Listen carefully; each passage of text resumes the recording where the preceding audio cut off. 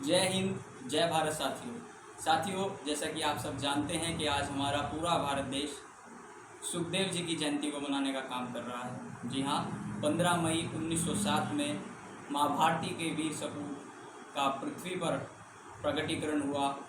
और जिनका पूरा नाम सुखदेव थापर था और पंजाब के प्रांत के अंदर इनका जन्म हुआ। हम सब ने भगत सिंह, राजगुरु, सुखदेव जी के बारे में पढ़ा है कि तीनों ने एक साथ फांसी खाई थी। कहीं ना कहीं भगत सिंह जी का कद उसके अंदर बहुत बड़ा बना दिया गया और सुखदेव, राजगुरु जी को जितनी ज़्यादा उसके अंदर उनको प्राथमिकता दी जानी चाहिए थी भगत सिंह जी के साथ, उतनी अच्छी प्राथमिकता नहीं दी गई। खासतौर पर आज सुखदेव जी की जयंती है तो आज का विषय और आज की चर्चा सुखदेव जी के ऊपर ही रहेगी। एच आर एस इनका संगठन था और कहा जाता है कि संगठन के अंदर अगर राजनीतिक गुरु कोई थे तो वो शहीद आज़म भगत सिंह थे और संगठनात्मक की जो आत्मा थी वो राजगुरु सुखदेव जी थे। एक एक ईंट जोड़कर इन्होंने HRSA को खड़ा किया और उस समय पंजाब प्रांत की तरफ अगर हम HRSA का ज़्यादा वर्चस्व था, उस जगह पे विद्यार्थियों को क्रांति के प्रति, देश के प्रति इस संगठन ने करने का काम किया। जब लाला लाजपत राय जी को लाठियों से मार मार कर शहीद कर दिया गया तो HRS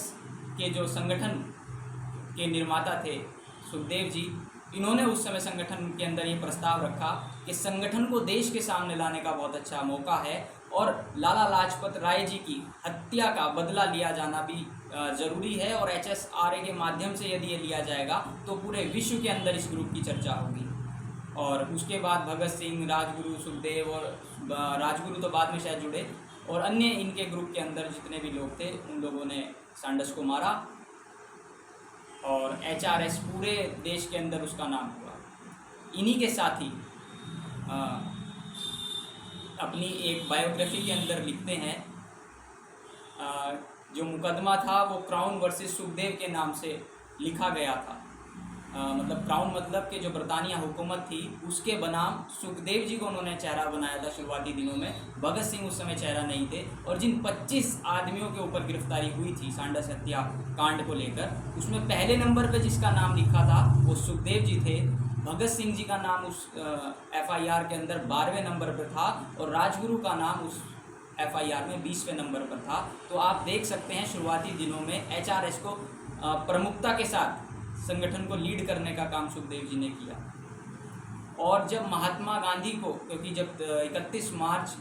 1931 के अंदर फांसी की सज़ा इनके लिए मुकर्रर कर दी गई थी, डेट तय कर दी गई थी, तो उससे कुछ समय पहले महात्मा गांधी को सुखदेव जी ने एक चिट्ठी लिखी थी और उस चिट्ठी में कहा था कि सांडस हत्याकांड के बाद से लेकर अब तक किसी न किसी कारण से हम तीनों लोग पूरे विश्व के अंदर और पूरे देश के अंदर बहुत ज़्यादा लोकप्रिय हो गए हैं और अब हमें बचाने की कोशिश ना की जाए, क्योंकि अब हमारे बचने से देश के अंदर जो क्रांति की लहर है वो कम होगी। लेकिन यदि हम अपने देश के लिए अपना सर्वस्व निछावर कर देते हैं, अपने प्राण निछावर कर देते हैं, तो क्रांति इससे देश के लिए आगे बढ़ने का काम करेगी। तो सुखदेव जी ने भी उस समय महात्मा गांधी जी को पत्र लिखकर अपनी फांसी को बरकरार रखने के लिए कहा था कि कोई भी ऐसा काम ना किया जाए जिससे हमारी फांसी रुके। साथियों, मैं आप सबसे इस वीडियो के माध्यम से पूछना चाहता हूँ कि वर्तमान उस समय में जब हमारा देश परतंत्र था, इतने ज़्यादा संसाधन नहीं थे, इतने अच्छे ना यूनिवर्सिटीज़ उस समय थी क्योंकि हम पराधीन थे और सोशल मीडिया का तो खैर दूर दूर तक लेना देना नहीं था। लेकिन उस समय भी भगत सिंह, राजगुरु, सुखदेव तो फिर भी 22-23 वर्ष के थे।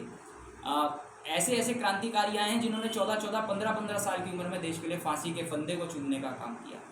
और वर्तमान समय में मैं आप सबसे पूछना चाहता हूं, हमें खुद से भी ये सवाल करना चाहिए कि आज राजगुरु, भगत सिंह, सुखदेव जहां कहीं भी हैं जिन्होंने भारत के लिए अपना सर्वस्व निछावर कर दिया, वो आज के हालातों को देखते होंगे तो उन्हें कितनी पीड़ा होती होगी। हमारे देश का आधा प्रतिनिधित्व करने वाली महिलाएं,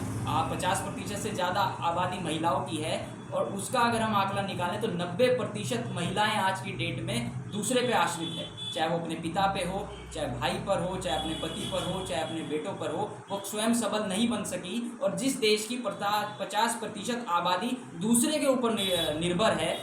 उस देश को हम कैसे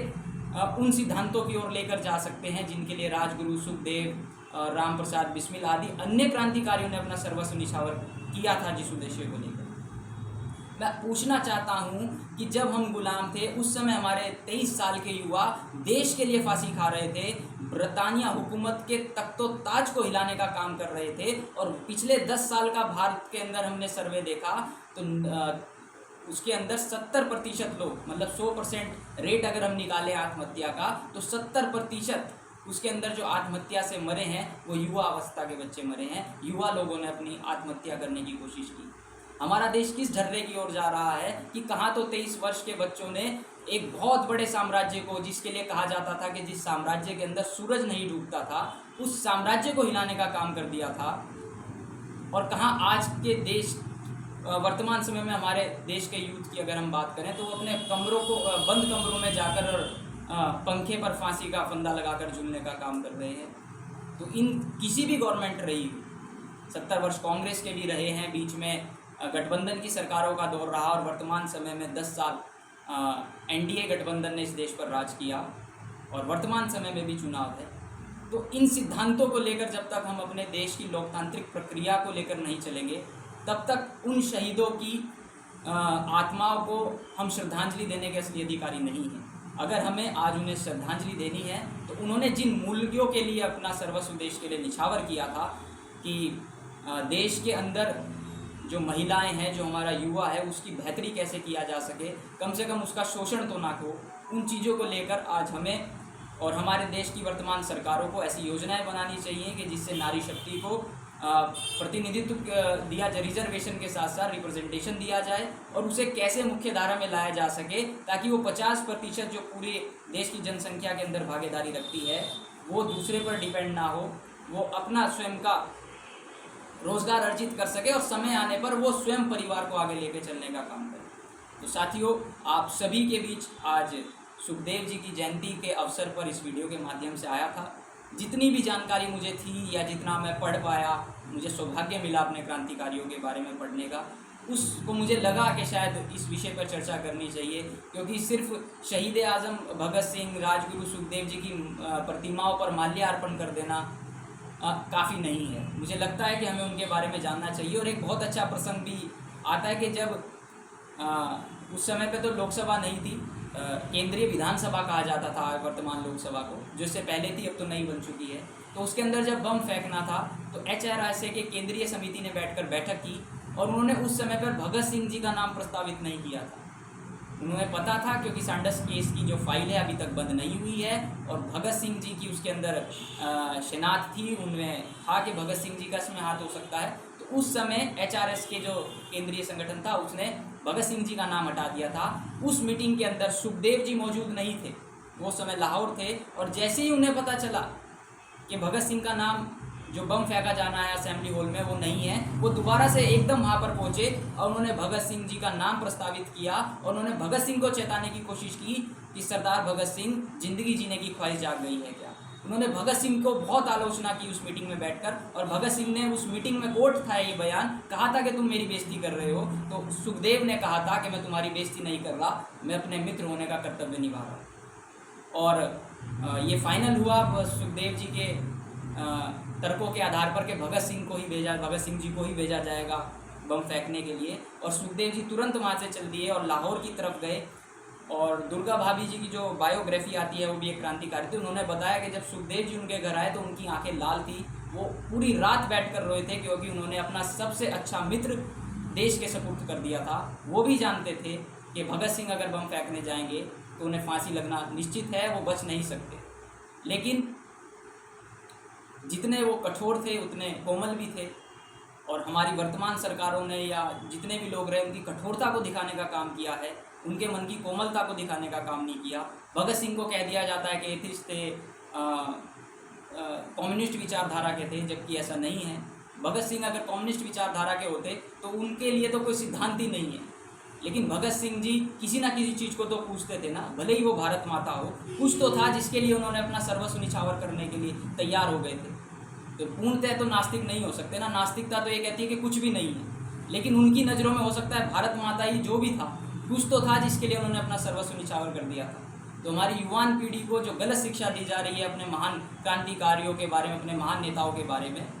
वर्तमान सरकारों को उसमें हस्तक्षेप करना चाहिए। और जो उनकी कोमलता थी और कठोरता थी, दोनों ही पक्ष युवाओं के सामने, हमारे विद्यार्थियों के सामने रखने चाहिए, ताकि हमारा देश